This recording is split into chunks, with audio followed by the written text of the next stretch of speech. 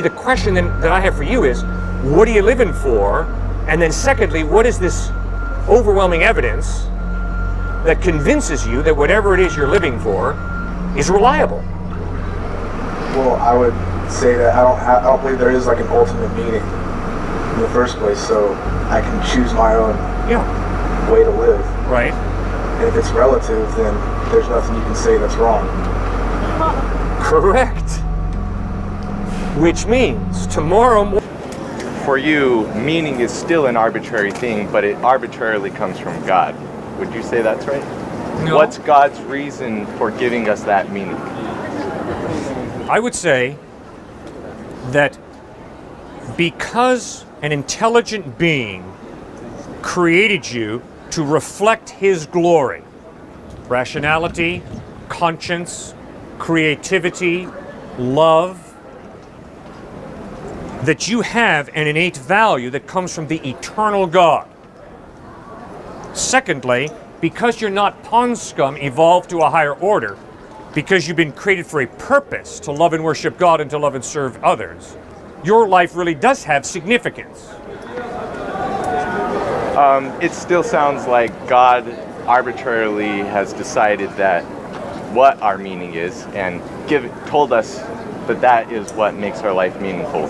Whether we personally whether that meaning would make us happy. Like, for example, to praise God for eternity wouldn't make me happy. That seems like a pretty meaningless existence, and a really long one too. Okay, good. Great point. Have you ever been in love with a woman?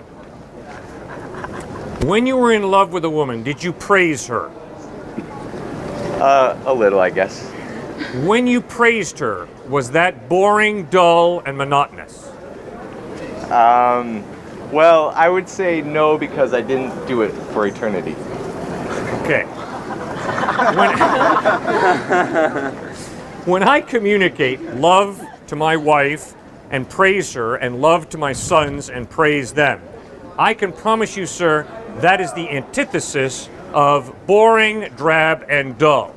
Instead, that is the zenith, that is the appropriate expression of my love. And I love to watch a big, tough football player fall in love with a little petite girl, woman. And I love to watch him stumble all over himself and almost drool at the mouth, praising her. At times it sounds like sentimental slop. But I can promise you, if I look that big guy in the face who's not very articulate and who's stumbling all over himself and drooling at the mouth to communicate his love, and I say, pretty dull, isn't it? He'd say, you gotta be kidding me. I really love this person, and praise is the appropriate expression of my love. So, sir, I can promise you the only reason I praise God is because I love him, which means my praising God is the antithesis of boring, drab, and dull. Okay, that might be a difference between you and I. I would find that to be pretty boring. And a God that really creates a bunch of people and then tells them that their meaning is to praise him, I don't think reflects very well on God himself. Oh, okay. Well, the first point is, God doesn't create us simply to sit around saying, I praise you, I praise you, I praise you for eternity. Instead, in heaven, we will be working, we will be serving, we will be exercising creativity, we will be gregariously building relationships, both with God and with others. So I would encourage you to ask yourself, what brings me the most joy in life? Are there going to be an infinite number of people in heaven? Because eternity is like a really long time to build relationships, and it seems like the way heaven is thought of is pretty finite, and it just seems like it'd get really boring after a while. Especially if there is a God who is omniscient and knows everything, which I think that the only way you can know that you know everything is if, you know, the universe is finite. So heaven just seems really boring to me. But that's kind of a tangent. Back to the main issue, meaningfulness.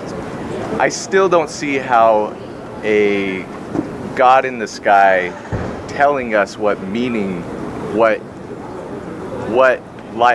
the meaning of life is would make life more meaningful than us having a natural sense of the meaning of life. Even if we can't really say, we can ask, well, why is that meaningful? Why is that meaningful ad infinitum? And eventually it just is meaningful. And I would say, because it evolved that way. Why would a mysterious individual, through an ancient group of people and through current evangelical types, telling us what makes life meaningful, why would that be more meaningful than evolution telling us what is meaningful about life? Okay, what does evolution tell you is the meaning of life? Well, I would say that the ultimate meaning of life is to replicate yourself and do it better than the next guy. And I would say that human altruism is an evolved trait because that is actually adaptive for people in groups, for a political species like ourselves.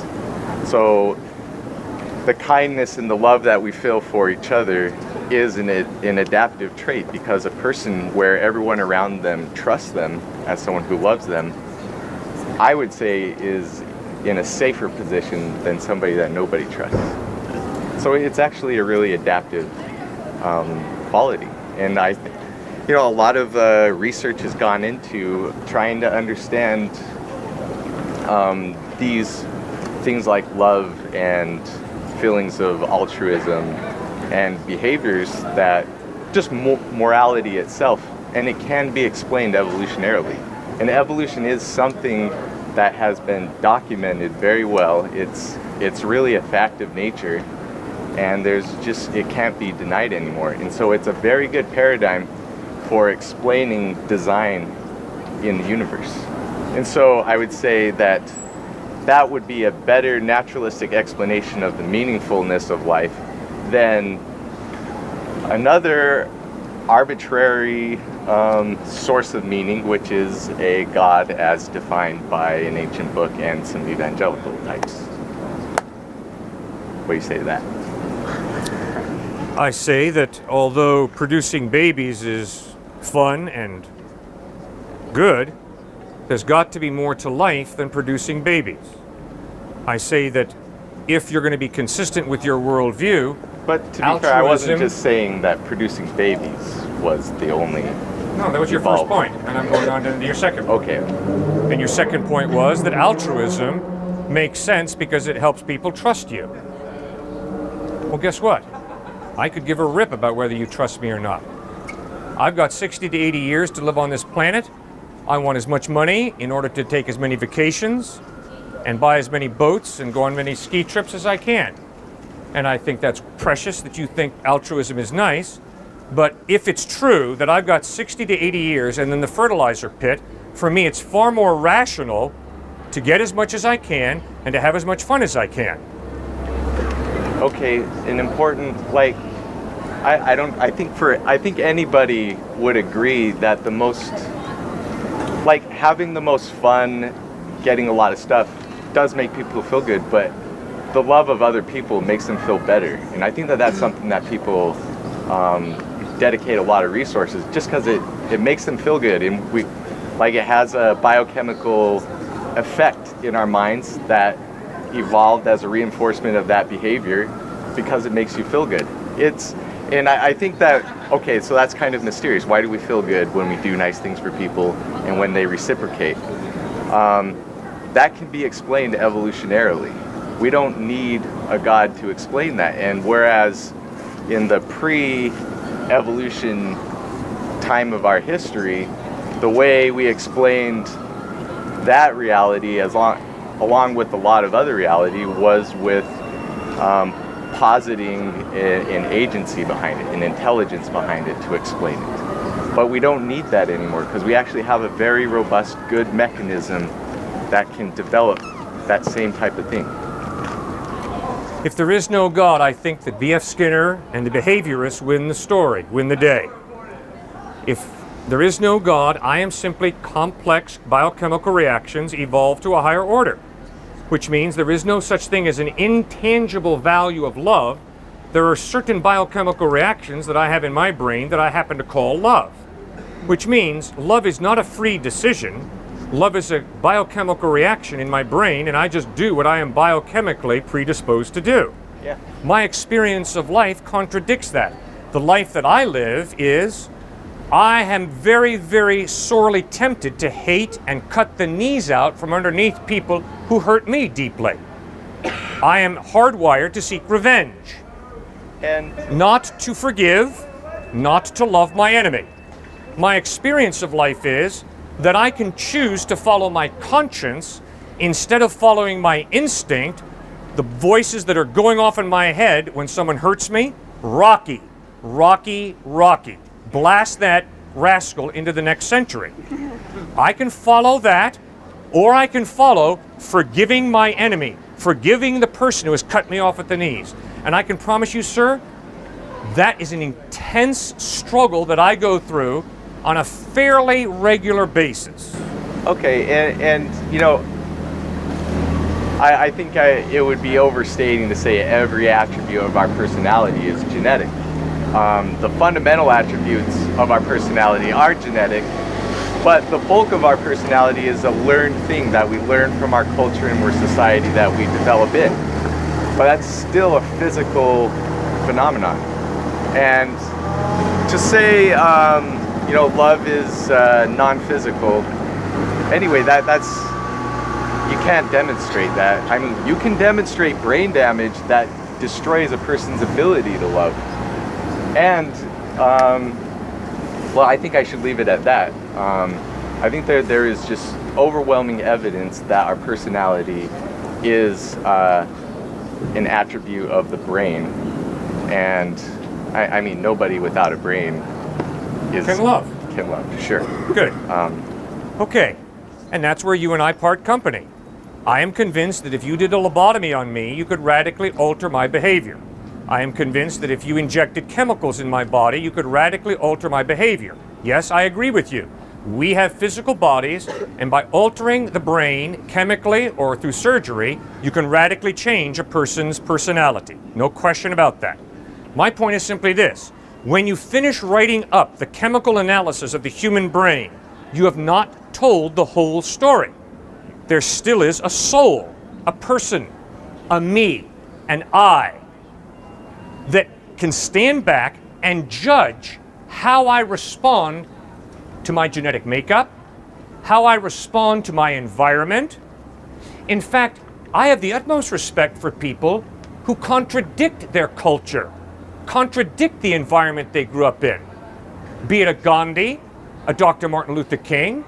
Obviously, they chose to follow their conscience instead of their culture, their environment. And that's what I experience. Well, Gandhi was educated in England. Yeah, but he still was incredibly self-reflective, acknowledging that when he lived in South Africa, he adopted racist attitudes.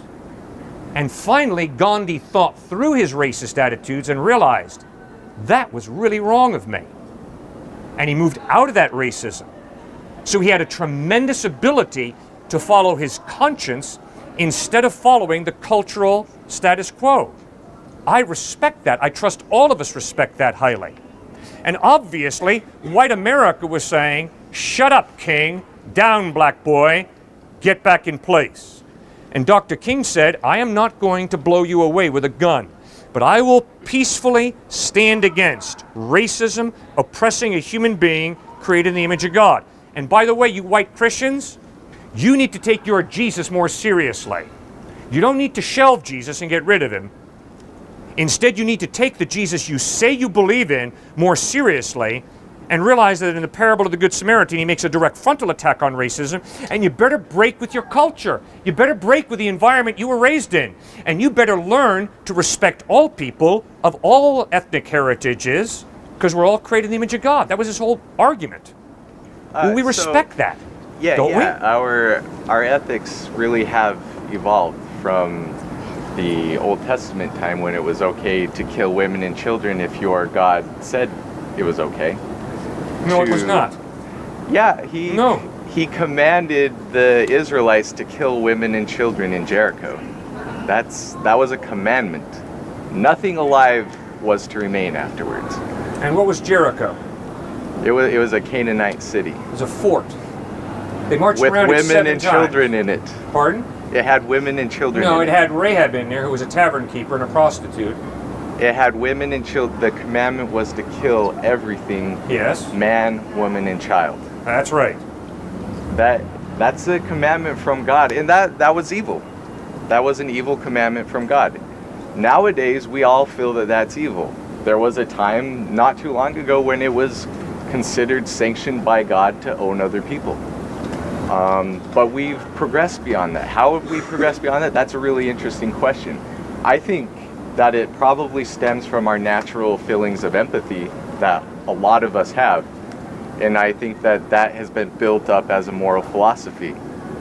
But Christianity has been there from the beginning, and all it has done is reflected the cultural morality of its time. Is that what William Wilberforce did? Yes, he was a Christian like almost everybody else, but Christianity has been used to support evil and good at the same time. Yes. Just because it's only reflecting the cultural morality at the time. I totally disagree. So you the can vast use it majority to of Christians justify are anything. in China and Asia, South America and Africa today. They are not Christians because mom and dad were. They are breaking with their culture and following Jesus Christ in a new way. And those that is non-Christian why cultures are more Christianity, moral the than center of Christian Christianity, cultures 200 has years moved ago. from Jerusalem and Antioch down to northern Africa, up to Western Europe and the United States, and now the United States and the West are no longer the center of Christianity. Rather, the center of faith in Jesus Christ is in Asia, Africa, and South America. There are far more followers of Christ there. Yeah, but still, these cultures in Asia are a lot more moral now and they're largely atheistic or at least non-Christian. They are orders of magnitude more moral now than Christian cultures 200 years ago were.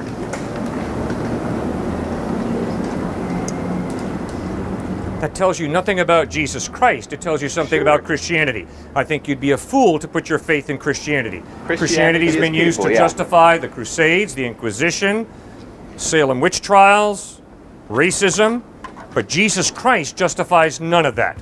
And when you put your faith in Christ, the way so many Africans, so many Asians, so many South Americans are, it radically changes your life, not so that you become part of the Salem witch hunt or the Crusades or the Inquisition, but rather that you learn to love people and respect people. Why? Because they're created in the image of God. Okay, well, I think I better You let bet. the next guy in, but care. thanks. And suddenly you have something. I'm convinced that takes a creator. That takes some type of supernatural being to bring something out of nothing. And I am convinced also that it takes an intelligent mind to put matter together and energy together in such a way that you got life. The idea that that just happens by chance, there's no evidence to support that. I mean, there is evidence. You can take just a certain amount of chemicals that would just happen to be laying around, and if they're collected together in such a way, and the universe is a huge superset, so like there's a bunch of possibilities that could happen. Like you can see that these things take on lifelike characteristics. So yeah, I would say it is possible. Yep. Maybe unlikely, but it is possible. Yep. And it's possible that I could wake up in the morning with $1 million in my right pocket. You could. I could. But if I base my life on that, I would argue I'm being very stupid. You would, but at the same time, you're not taking into account how massive the universe is. Like when Right. you study probability, if you say that the works of if you do random letters, the works of Shakespeare is going to come up in the first 1,000 letters, you're kind of a fool. But Right. one of the things about probability you understand is, given enough time, every works of Shakespeare will come up in the exact order that it was written. Good. Okay. And the universe, I believe, is huge enough, massive on a scale that it's hard to even like imagine that Right. certain chemicals could just happen to come together and bring Okay. about lifelike properties. But if you believe in the Big Bang, you know that the universe doesn't have eternity to produce life. You know that the universe came about 15 billion years ago. So you've got a limited amount of time, 15 billion years, for life to come about by chance. Now, if you and I and someone else are playing poker, and I'm dealing, and 10 times in a row, I deal a perfect hand to myself, if you begin to say, Cliff, I think you're cheating, that's impossible for you to deal 10 hands, all perfect for yourself. And if I say to you, there are multiple numbers of universes, and we just happen to live in the universe where I can deal 10 perfect hands of poker for myself, I think you'll, if you're a Texan, be reaching for your 6-shooter to blow me away for taking all your money away from you. I don't think you're going to say, oh yeah, right, there are a multiple number of universes, there's an infinite amount of time, so I buy the line that you can deal 10 perfect hands of poker cards to yourself in a row. I think you know that that is highly implausible, and what is far more plausible is I'm cheating you out of your money. No, I agree. It is possible that you dealt yourself 10 perfect hands. I would never say that, oh, you dealt yourself 10 perfect hands, you were cheating, definitely, without a doubt. I would have some kind of investigation. I would probably check your sleeves and stuff like that and gather some more evidence. I'm not just going to like blindly accuse you. That would be unfair. All right. Let's say I dealt 50 perfect hands of Once cards. again, possible. Really? How about 100? Possible. How about 200? Possible. Okay. I don't think you can live your life that way. I try to. You can't. I try. Prove to me that this fine university is going to give you a diploma on your day of graduation. Prove to me that on your day of graduation, this fine university is not going to say, hey, we're going to break tradition. No diplomas this year. Can you prove that? I can't prove it. I have a pretty good idea of what they're going to do, though. Good. You see, sir, you don't base your life on proof. You base your life on evidence. I agree. And you cannot get irrevocable, watertight proof. As a thinking human being, you base your life on evidence. That's what I do. I think that's what the majority of us do who treasure our minds. We're not so naive to think I can prove something. Rather, we look for evidence and then we ask ourselves, what is most plausible? What is most reasonable in light of the evidence? I can't prove God exists. I can't even prove I exist. Maybe I'm just a bad dream you're having. It is possible. But the overwhelming evidence is I do exist. And the overwhelming evidence is, in a different way, God exists. Not the proof, but the evidence. Okay, so what is the evidence for God? The evidence for God is design demands a designer. 100 times out of 100, in my experience of life, a delicious meal points to a chef. A shirt points to a tailor. Mount Rushmore does not point to water dripping down over rocks and carving out George and Teddy and Thomas's face. 100 times out of 100, the BMW points to a mechanic. The building points to an architect and a builder. Never in my observation do you get order and design by chance. It demands a designer. Second piece of evidence.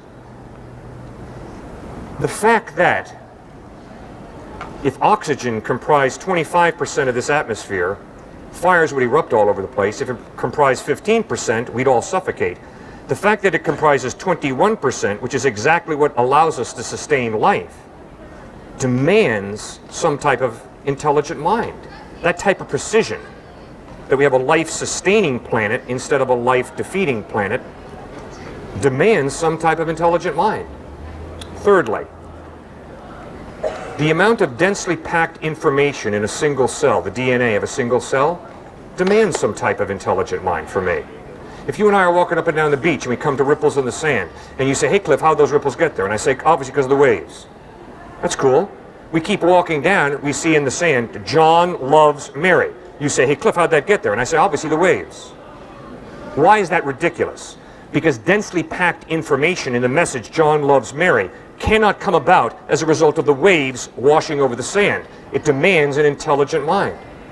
So there's more information in the DNA of a single cell than there's information in 3 sets of the 30-volume Encyclopedia Britannica. It points me to some type of intelligent mind. So those are 3 pieces of evidence that point to God. I could keep going, but why don't you speak now? Okay, first I want to go ahead and about the one about the Earth being like a perfect place to like habit life. We've found hundreds of planets in our galaxy, in the tiny little space of our galaxy, that have the same like same type of atmosphere, same size planet, all that kind of stuff. We've found planets that have the same kind of properties that Earth has, Earth-like planets. Okay, so it's not that out of the ordinary for Earth to just pop up out of nowhere.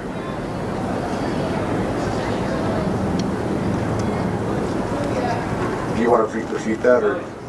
Well, yeah, first of all, I'd love to find out about where these other planets are that are life-sustaining like Earth is. I'm just curious. I'm not saying they're sustaining life, I'm saying they're life-like, or they're Earth-like. Like you're saying, like, you know, there's 21% oxygen, a bunch of nitrogen, all that kind of stuff. We found planets that have that same kind of makeup. But isn't it true that I would never want you to take your spacesuit off if you're on that planet? I mean, if we studied the atmosphere, we notice the atmosphere is like Earth, we could probably just take our helmets off. It'd be cool. Really? Yeah, that's why we say they're Earth-like planets. We can't get to them yet, obviously. Where are these planets? Where are these planets? They're in our galaxy, a very small sliver of our galaxy that we've been able to study. We've found these planets. All right, great.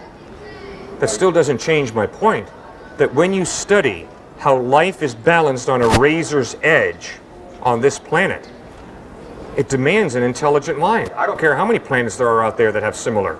I would argue those planets have been created that way as well then, if they're life-sustaining. I mean, if you can go onto those planets and suck wind the way you do on here and live, and have the whole life process continue on, it's incredible. Because please don't go to the moon and take your helmet off. I will, I promise. Good. But I'm just saying, like, you say that the life balanced on a razor edge. Life as we know it, our carbon-based life forms, as we know it, as humans, as tigers and bugs and all that kind of stuff, they require this type of atmosphere. That doesn't mean other life can require some kind of extreme atmosphere. I agree. So why are you saying life balanced on a razor's edge when it could definitely be on a much wider range? Well, the whole point is, your life and my life cannot be sustained on a planet where oxygen comprises 30% of the atmosphere. Fires would break out all over the place, we'd all burn to death. And if oxygen comprised 10% of our atmosphere, we'd all suffocate. So, I mean, it is so precise. I mean, think about Jupiter. The gravitational field of Jupiter sucks in all these comets and asteroids headed straight to smack planet Earth. It's an amazing vacuum cleaner, Jupiter is, and it protects us in an amazing way. Think about if the Earth spun more quickly on its axis. There wouldn't be life as we know it on this planet. So, I mean, the amazing balance of nature that sustains life demands some type of intelligent mind, doesn't it? It sustains our life, but I mean, it doesn't require an intelligent mind. I'm just saying, what makes our life so special that it has to balance on that razor's edge? All right. I have a brother who's a transplant surgeon. He transplants kidneys and livers down at Emory University Hospital, or over at Emory University Hospital in Atlanta. I can promise you, sir, he has gone through the most stringent academic courses in order to be able to transplant livers and kidneys. And if you need a liver transplant, I would encourage you not to go to someone who lives down on the drag to have them transplant. I would encourage you instead to turn to someone who has studied the amazing intricate order and design of the human body and who can pull off that transplant in such a way that you're going to live instead of die of kidney or liver failure. Now, people love to say to me, oh, there's not that much order and design in the human body. See, the reason that I almost feel like calling them either inconsistent or an intellectual hypocrite is because you know very, very well that if you get sick enough, you're not going down to someone on the drag for help. You're going to the most highly trained doctor you can possibly find who understands the order and design of your body and who can correct the disorder that has occurred. That's my point. Okay, that doesn't tell me why our life is special, why it has to hang on that razor's edge. You're saying our life is complicated to understand for us. Do you think a worm understands how its heart beats? What does that have to do with anything we've been talking about? Okay, it could be very complex to us how like we have to go to school for 10 plus years to understand how to do a liver transplant. How do we know there's not something else that just looks at us like, oh hey, look, idiots trying to take out their liver again, and they can just do it as soon as they're born? And it's the same relative step from a worm to human to some other kind of life. All right. If you have liver failure, I can promise you're not going to look at me and say it's relative. If you have liver failure and if you're on your way out of here, you know very, very well that you need a new liver in order to live. I agree. And you're going to have a doctor do that transplant who has studied very carefully the order and design of the human body. You're not just going to let anybody mess with your liver, I hope. I understand that, but I'm just saying, maybe we're not as smart as we think we are. Oh, I agree with that. We are definitely not as smart as we think we are. A bunch of us are intellectual, arrogant twits. There's no question about it. But sir, you can't deny the fact that there is amazing, intricate order and design to the human body. And you prove that you realize that when you don't go to the person on the strip to heal you. You go to a hospital. You go to the most highly trained doctor you can possibly get. Why? Because this thing is intricate. Really intricate. All right. Does intricate order and design come about by chance? I don't think it's necessarily that complex, us. Like I'm saying, we could be the simplest, we could be very simple. Like, we only think it's complex, that's all we know. And it's the most complex thing we've been able, or one of the most complex things we've been able to study. There's still so much we don't know about the universe. Like, we only know about 5% of what the universe is made of. Uh-huh. The other stuff is just blind. We have no idea what it is. Right. We call it dark energy, dark matter. It's nothing to do with energy. We have nothing to do with matter. We just call it that because why not? Okay. So the fact that we can only understand a tiny little percentage of the universe, stuff that we haven't even seen, we just think, like, hey, this is what 5% of the universe is probably made up of. Right. Lets me know that we may not know what we're talking about all the time. Okay. Okay, now just listen to what you're saying. And now consider me answering your question, why do I believe God exists, by saying, we know so little of all there is to reality, God must exist. I cannot live my life that way. I'm glad. I cannot do what you're doing to me, which is, we know so little that we got to just say God doesn't exist, because we got to realize that science is eventually going to be able to answer all our questions. That, for me, is intellectual dishonesty. Yes, we agree. We don't know everything. We know less than 1% of all there is to know, I'm convinced. But we got to do the best job we can with the evidence we have. We've got to use not these genius minds we have, but these amazing minds to look for evidence and then to ask ourselves what is most reasonable, what is most plausible, not what can we prove, but what is most reasonable, what is most plausible in light of the evidence. Okay, so I think we've moved from atheism to agnosticism, right? Okay, now, here's my problem with agnosticism. It's impossible to live out. What does that mean? Tonight, you will put your head on your pillow, I'll put my head on my pillow. Like it or not, you're living for something, I'm living for something. In other words, we have motive, we have ambition, we have priorities, we have drives and desires. Okay, now all you got to do is take your motives, push them back to their origin, and you'll find out what you worship. In other words, what you consider ultimately worthy. If you consider money ultimately worthy, you will get the best education you have, very specifically to make the most money you can. If you value education as ultimately worthy, you will live for your rational mind to be the most brilliant postdoc student you can be, and professor or whatever. If you live for physical pleasure, if that's the bottom line for you, then you will be the classic hedonist, and you'll live to stimulate your nerve endings. But you see, my question is, what's the evidence that the ultimate purpose of life is to make money, to have pleasure, to be smart? Now, Jesus says the ultimate purpose in life is to love God with your heart, soul, mind, and strength, and to love your neighbor as yourself. And you can use money, and you can enjoy sex within the context of a lifelong commitment, and you are responsible to use your rational mind because it's a precious gift from God, so you better not dabble in the irrational. You better think hard and straight.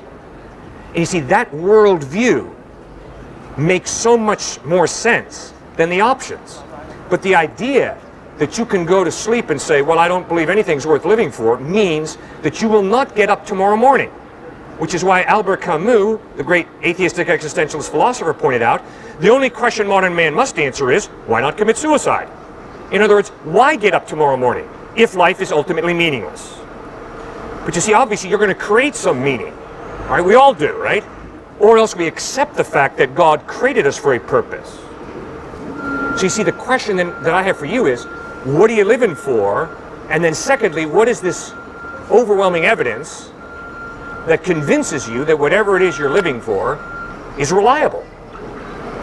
Well, I would say that I don't believe there is like an ultimate meaning in the first place, so I can choose my own way to live. Right. And if it's relative, then there's nothing you can say that's wrong. Correct.